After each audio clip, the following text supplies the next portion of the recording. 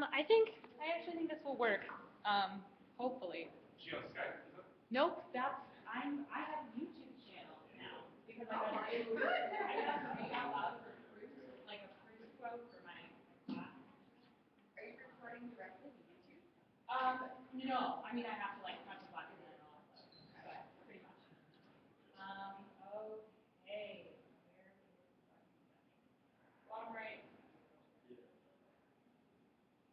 What's the scale slider? Oh, sorry, guys. Okay. So today I'm going to talk about attachment as a moderator of the relationship between genetics and motion regulation in school children. So what I'm really going to do is I'm going to start off by talking about why I'm interested in this question in the first place, and then give you some background information about sort of the relationship between genetics, attachment, and emotion regulation, and then I'll present my hypotheses and my results from there.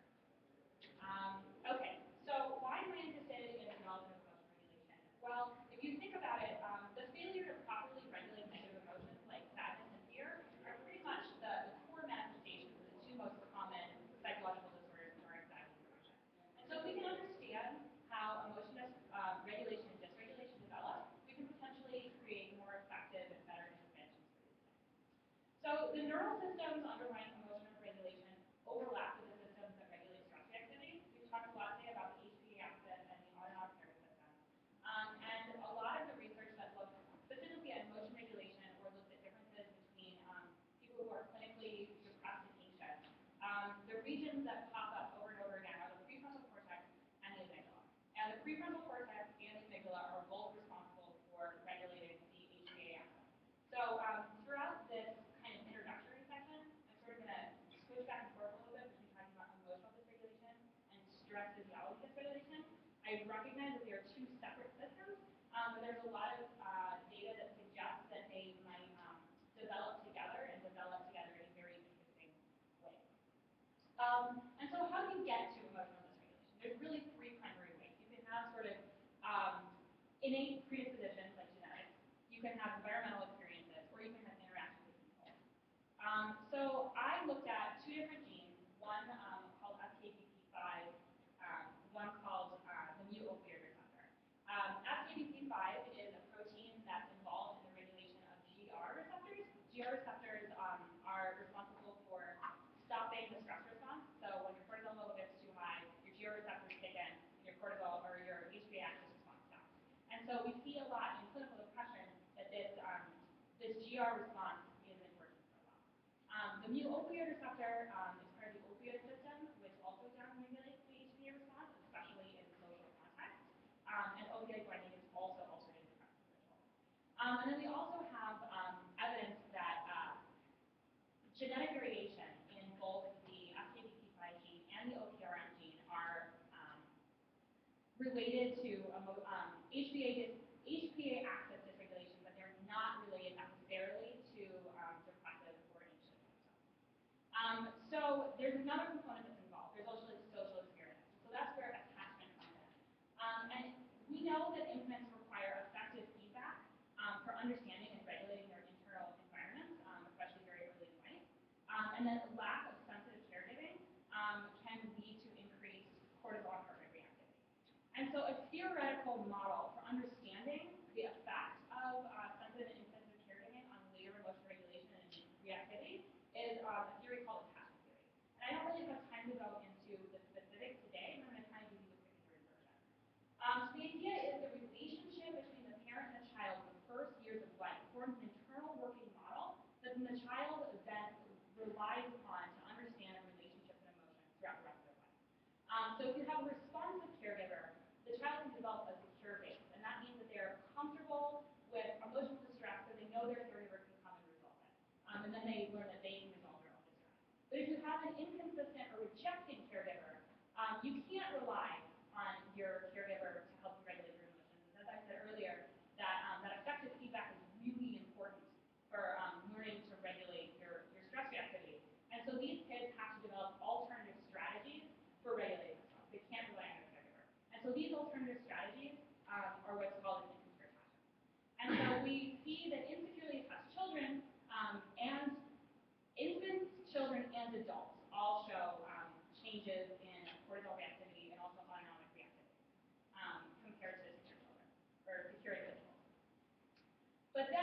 we've also talked a lot about today about gene and environment interaction. Martin specifically talked about Castiel 2003. And so there's certain kinds of genotypes that will represent risk only when coupled with something. And that is particularly true for SKGP5. That's that there's an interaction between SKGP5 and childhood trauma, specifically childhood maltreatment, which leads to increased PTSD symptoms and suicidality. And so trauma exposure, especially childhood trauma, child abuse, is associated with attachment security, as you can imagine.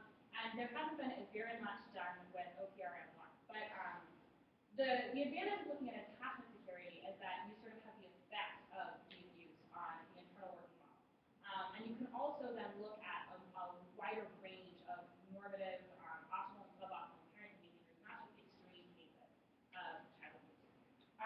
So in the current investigation, I'm piggybacking off of a study that was done between 2009 and 2011 in Jesse Brawley's lab.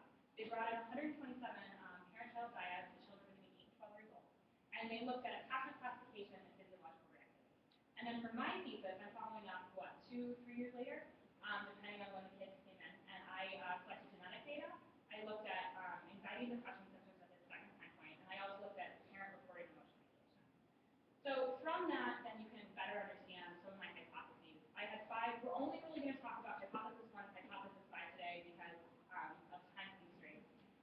So my first hypothesis was that physiological dysregulation at time 1 would predict anxiety and depressive symptoms at time 2. So there's a lot of theory that suggests that these emotional dysregulation, physiological dysregulation kinds of things precede the development of anxiety and depressive symptoms. And then, as the title of my presentation suggests, for hypothesis 5, I wanted to see whether or not attachment and genotype interactions could help explain and account for some variance in this physiological dysregulation. So the measures we used for the child attachment interview, asks kids about their relationship with their parents and sad, angry emotions, and then it's scored by narrative coherence. So secure kid is going to have high coherence. They're going to be able to talk about their parents and their experience of negative emotions in sort of a balanced way.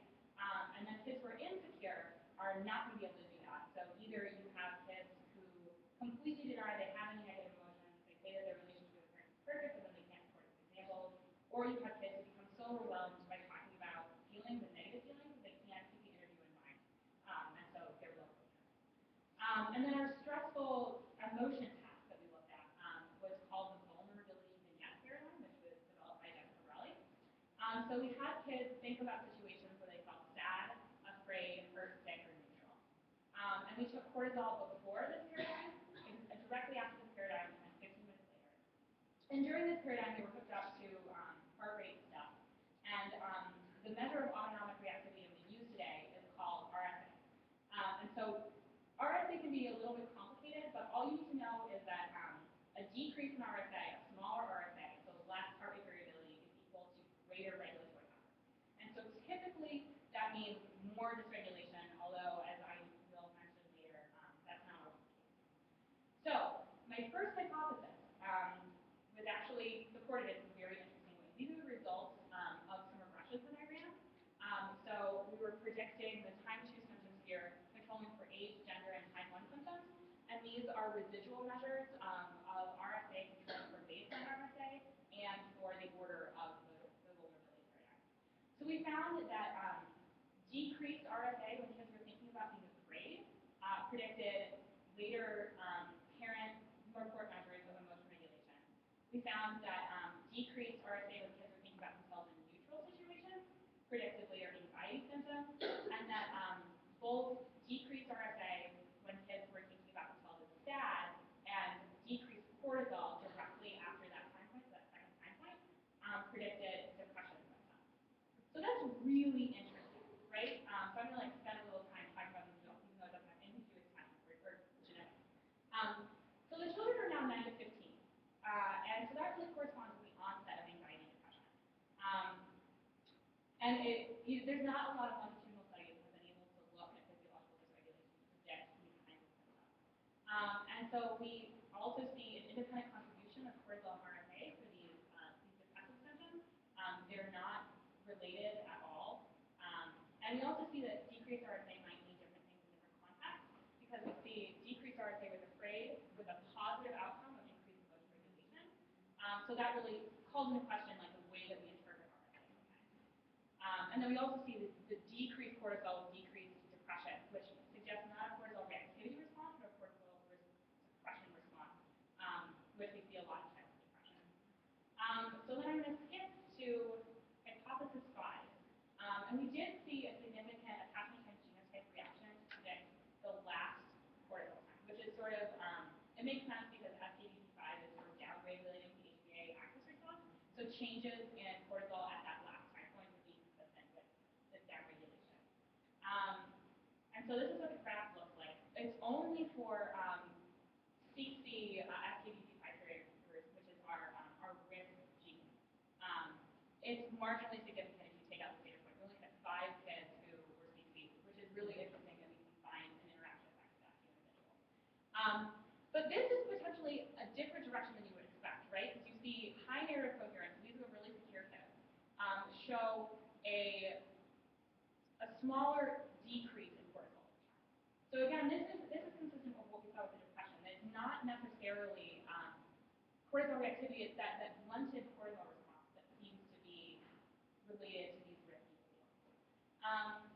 And so, just before my acknowledgments, I want to leave you with a couple of take-home messages. First of all, physiological dysregulation precedes the development of internalizing symptoms. Secondly, we can see genotype time attachment interactions to look at physiological dysregulation, even though there may not be any effect of either one. And some of the surprising findings point out that there's still a lot that we don't know about the relationship between these 3 variables. And so there's a lot of room for future exploration.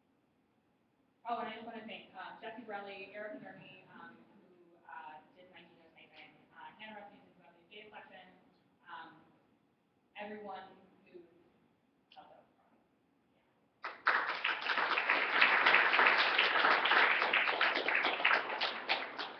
Claire, one quick question for Claire? I'll do it. So could you go back a couple of slides? I'm looking at that last graph, I think it's. So right there. Yeah. Can you walk us through again, so your interpretation of the fact that your risk allele. Yes. So we walk me through that argument. Okay, so we have kids who don't have risk alleles. There is no relationship between genotype and and cortisol reactivity. So it's only for the kids with the risk allele that are going to have that relationship.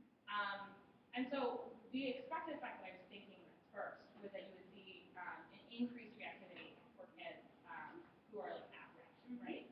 But based on the depression findings, that we see that the decreased cortisol levels at time E is associated with increased depressive symptoms 3 years later.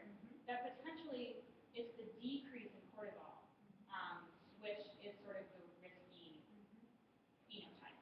And so that's what we see. We see the decrease in cortisol with the low narrative coherence, the insecure attachment, versus the kind of less risky genotype, or less risky phenotype with high coherence.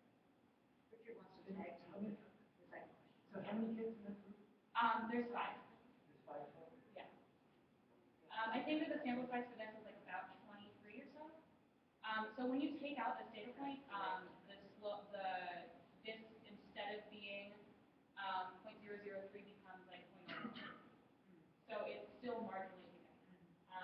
So I mean, I know that there's a whole bunch of problems with sample size and things like that, trying to detect interaction effects. But I think that it's an interesting preliminary finding. Thank you, Claire.